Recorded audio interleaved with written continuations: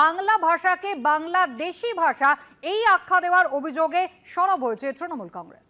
বাংলা ভাষা আমি বলতে পারি বাংলা ভাষা ছিল, আছে, থাকবে।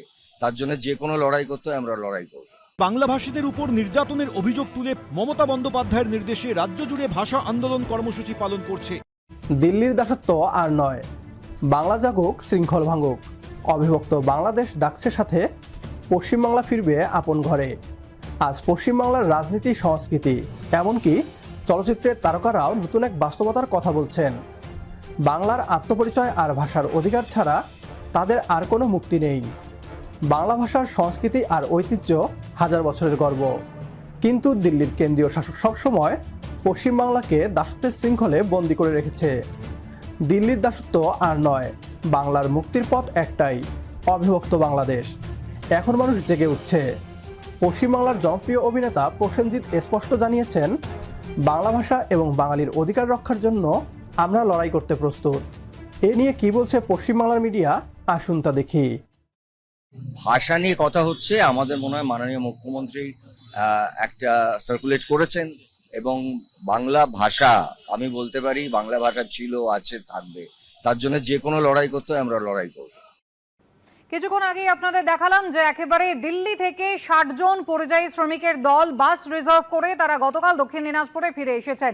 এর আগে মমতা বন্দ্যোপাধ্যায় ভিডিও প্রকাশ করে বারবার অভিযোগ করেছেন মালদার চঞ্চলের পরিযায়ী শ্রমিকের পরিবার, এমনকি শিশুপুত্রের উপরে কিভাবে অত্যাচার হচ্ছে। দিল্লি পুলিশের দিকে ছিল অভিযোগের আঙুল, আর এবার দিল্লি পুলিশের বিরুদ্ধে বাংলা ভাষাকে বাংলাদেশি ভাষা এই আখ্যা দেওয়ার অভিযোগে সরব হয়েছে তৃণমূল কংগ্রেস। ভিন রাজ্যে বাংলাভাষীদের উপর নির্যাতনের অভিযোগ তুলে পথে নেমেছে তৃণমূল কংগ্রেস। মমতা বন্দ্যোপাধ্যায়ের নির্দেশে রাজ্য জুড়ে ভাষা আন্দোলন কর্মসূচি পালন করছে এরাজ্যের শাসক দল। এই আবহেই দিল্লি পুলিশের একটি চিঠিকে হাতিয়ার করে সরাসরি কেন্দ্রীয় স্বরাষ্ট্রমন্ত্রী অমিত শাহকে নিশানা করেছে তৃণমূল।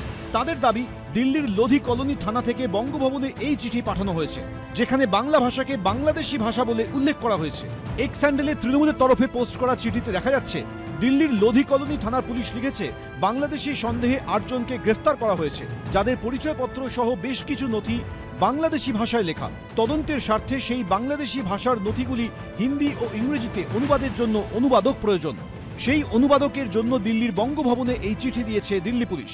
সেই চিঠি এক্স মাধ্যমে পোস্ট করে তৃণমূল লিখেছে, এটি কোনো ভুল নয়, এটি একটি পরিকল্পিত অপমান। বিশ্বব্যাপী 25 কোটিরও বেশি মানুষ বাংলা ভাষায় কথা বলেন। ভারতের 22টি সরকারি ভাষার মধ্যে বাংলাও স্বীকৃত ভাষা। এটিকে বাংলাদেশি বলা ইচ্ছাকৃত অপমান। বাংলাভাষীদের উপর নির্যাতনের অভিযোগ ঘিরে এমনিতেই তপ্ত রাজ্য রাজনীতি, তাতে নতুন মাত্রা যোগ করল চিঠি বিতর্ক। এবিপি আনন্দ।